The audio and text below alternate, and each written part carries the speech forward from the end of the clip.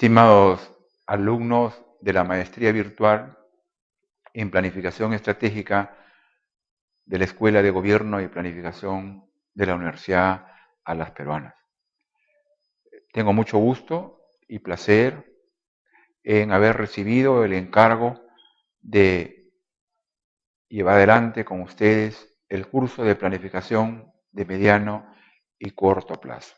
Soy el profesor Humberto Leceta Gálvez, con quien estaré durante las 5 semanas de este mes de mayo. Vamos a desarrollar la primera unidad del curso y que naturalmente se refiere a los temas y conceptos sobre planificación para que quede más o menos unívoco los conceptos y no podamos nosotros estar perdiéndonos en semánticas y en errores.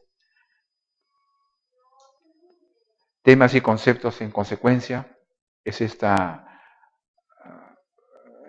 primera unidad de este sábado 5 y sábado 6 de mayo. La primera de los conceptos que hay que precisar es el referido a las acepciones. Planificación tiene cuando menos 5 acepciones que están en el vocablo de todos y en la práctica también. Una de las acepciones es que es un acto de previsión intrínseca a toda persona, grupo, familia, comunidad, localidad, región o nación, estado, empresa, institución, etc. Es un acto inherente a la persona o las instituciones o el propio estado. En segundo lugar, la segunda acepción es que la planificación es una actividad pública, pero también es privada. Es técnica y a la vez es política, e involucra equipos técnicos, gobiernos, instituciones, empresas, sociedades locales, regionales y nacionales, dentro de un proceso complejo, permanente e integral que comprende un sistema orgánico de ámbitos, niveles, horizontes y mecanismos, que es lo que vamos a precisar brevemente en esta exposición. Otra acepción de planificación es que es un instrumento, una herramienta, pero a la vez es un proceso racionalizador para la toma de decisiones en la familia, en la empresa, en la institución, en el gobierno local, en el gobierno regional, en el gobierno central, en el Estado, en los organismos multilaterales y mundiales, que recomienda la orientación del crecimiento o desarrollo de un país, región, localidad, empresa, etc., formulando alternativas de política y estrategia de desarrollo. Sobre todo eso, llega a los ciudadanos, llega a las empresas formulando alternativas. Una cuarta acepción de la planificación es que elude al conjunto de conocimientos científicos y técnicos elaborados y practicados desde el correr del siglo XX al presente. Y por último, planificación son diversas experiencias a lo largo de varias décadas en el mundo contemporáneo. Uno es la planificación soviética, vertical, autoritaria; otra es la planificación democrática; otra es la planificación que hacen las multinacionales, los estados, etcétera, etcétera. ¿Qué funciones tiene la planificación? Brevemente, esto lo vamos a desarrollar el sábado con mayor asiduidad. La función primera que tiene es diagnosticar y mirar hacia el futuro, es decir, hace una lectura prospectiva, diagnostica y prevé, previsión de los obstáculos, previsión y fijación de metas, de objetivos y políticas. La función de la planificación es esencialmente coordinar a las personas, a las instituciones, a las políticas públicas y al sector privado, hace el seguimiento y control para garantizar la coherencia y asignación eficiente y equitativa de los recursos públicos. Y por último, la función de la Unión es asignar recursos y evaluarlas sobre la gestión por objetivos e indicadores de desempeño. Tipo de planificación. A la fecha, en el correr de estos más de 110 años más o menos, tendríamos 5 tipos. La primera, indicativa, como su nombre lo dice, es orientadora, no obliga, señala posibles cursos de acción del Estado en la actividad privada y es de poca trascendencia, y su uso le ha valido pues el calificativo de ser una planificación decorativa. Después hay, por contrario, a esta indicativa hay la compulsiva, la usada por los estados totalitarios. La compulsiva es obligatoria para todos, no solamente para el Estado y no para el sector privado, es para todos. También se le conoce como obligatoria o imperativa. La tercera es mixta, es una combinación de los anteriores, esto es, obligatoria para el Estado e indicativa para el sector privado y orientadora para el sector privado, en el caso practicado en el Perú en los años 70 y 80. El cuarto estilo, tipo de planificación es la concertada, la que se invoca tanto, la que tuvimos en la Constitución del 79 y que ahora lo tenemos en el régimen regional. Dice que la concertada asume las características de la planificación mixta, pero, o sin embargo, una vez que es pactada, es arreglada voluntariamente, devienen sus prescripciones, sus acuerdos en obligatorios. Por último, la que esté en vigencia ahora, la llamada estratégica, que establece objetivos estratégicos, ejes estratégicos, inexorables para el mediano y largo plazo, que requiere ser observado por los agentes económicos y sociales y el Estado. Debe ser también, como la anterior, concertada e integrada. ¿Cuáles serían los horizontes? Este es un poco el tema vertebral, digamos el eje de nuestro curso. Los horizontes. Clásicamente, universalmente, tenemos tres. El corto plazo, que es anual. También ha habido casos bienales en el Perú, con el año 71, 72, 73, 74. Se le conoce como la planificación operativa, por cuanto materializa decisiones tomadas para el mediano plazo. La programación tiene un sesgo coyuntural y fiscal, en el caso peruano. El corto plazo también se distingue porque es un instrumento para conducir una organización hacia los escenarios y logros propuestos en la planificación estratégica del mediano plazo. El corto plazo es operativa, es más que la gestión presupuestal, se refiere a la gestión integral de recursos. Es más allá de la gestión presupuestal. Vamos a verlo eso el sábado. El corto plazo es más que una gestión presupuestal. El mediano plazo. Generalmente es quinquenal, puede ser cuatrienal por el caso peruano, los gobiernos regionales y locales. Para el gobierno central, quinquenal, o el gobierno nacional. Pero puede haber que sea sexagenal y hasta por 7 años. Por eso que es quinquenal por lo general.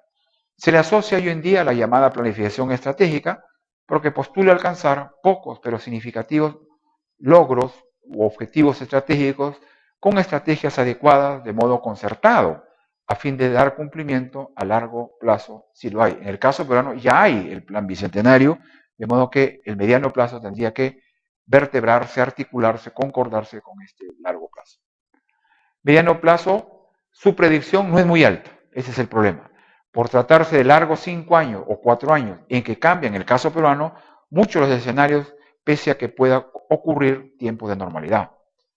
Cuenta con instrumentos como la programación de inversiones, la programación de financiamiento y la cooperación técnica, que son 3 herramientas significativas para hacer cumplir este mediano plazo. El largo plazo, en cambio, son planes que por lo general son decenales. Algunos proponen incluso 20 años o por una generación o más. Eso ya linda, digamos, con lo que podríamos llamarlo el proyecto nacional, pero generalmente lo serio es hablar de 10 años.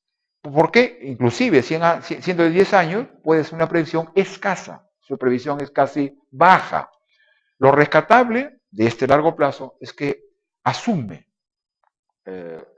concertadamente la imagen objetivo a alcanzar en esos años y que da en consecuencia ruta para los medianos plazos y por consiguiente al corto plazo.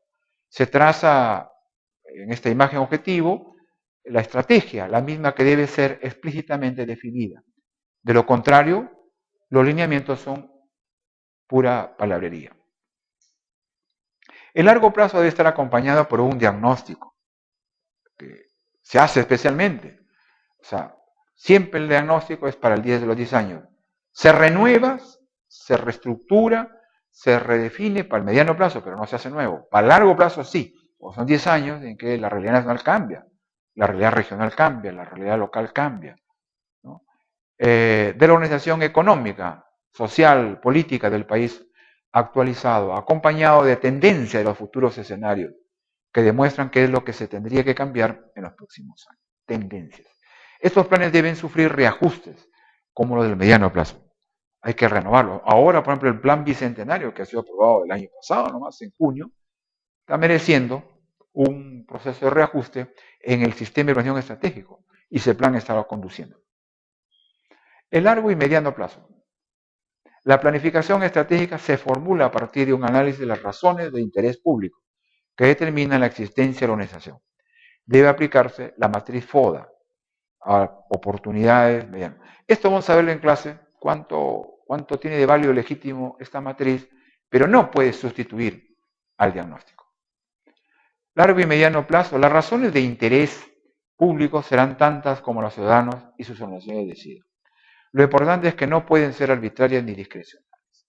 Lo ideal es que la construcción del interés público se haga mediante el diálogo y la concertación. El diálogo en pos de acuerdo se llama concertación. Y concertación estratégica es el sustento de la planificación estratégica de largo plazo.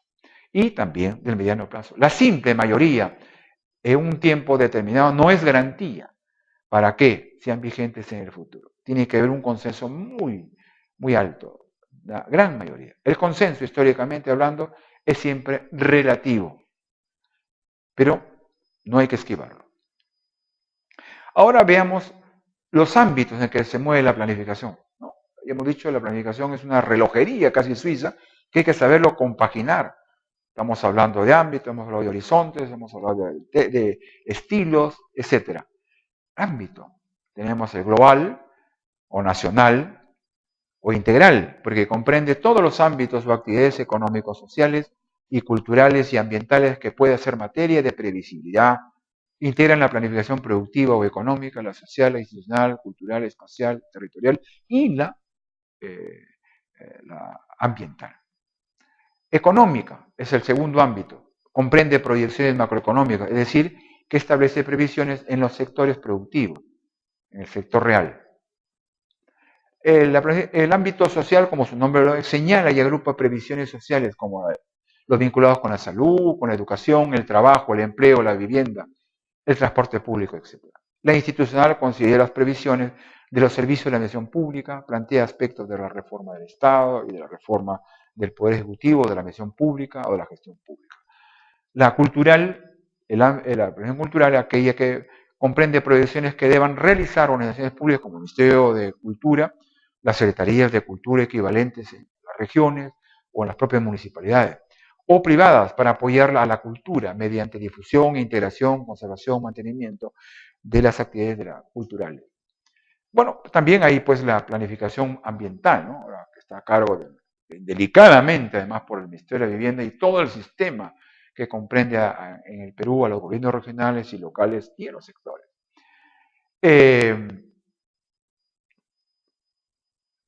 Hay que también mencionar, y lo mencionaremos con detalle en las clases del próximo sábado y domingo, los niveles de planificación. Esto que a veces se confunde con ámbitos. Los niveles son tres: el nivel nacional, el nivel regional y el nivel local.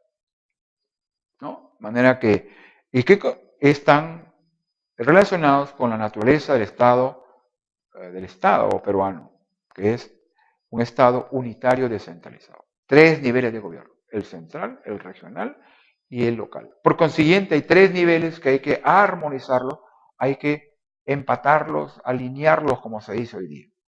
Muy bien. Otro tema importante son las relaciones entre planes, programas y presupuestos. No hay presupuesto al aire. No hay programación presupuestal si no tenga que referirse a programas de inversiones, programas sociales, programas ambientales, etcétera, etcétera. Y naturalmente todos estos programas y presupuestos tienen una vinculación con los planes. Como ven, hay que saber tocar bien la partitura para que suene bien esto que se llama los planes estratégicos de corto, mediano y largo plazo. Y la última consideración, que los haremos en la mañana del domingo probablemente, aparte de lo anterior, es el llamado sistema de planes. Este conjunto de conceptos que hemos visto tiene que plasmarse en un sistema de planes. Un sistema de planes que comprende el plan nacional, los planes sectoriales, los planes multisectoriales, los planes globales, los planes territoriales, regionales y locales. Y por especialización de ámbitos, productivo, social, ambiental, cultural, institucional, etcétera, etcétera. Como ven ustedes, una verdadera relojería que no se puede dejar a neófitos. Y espero que esta maestría algo podamos haber contribuido, la escuela, la universidad y los profesores que estamos empeñados en que esto salga. Muchas gracias.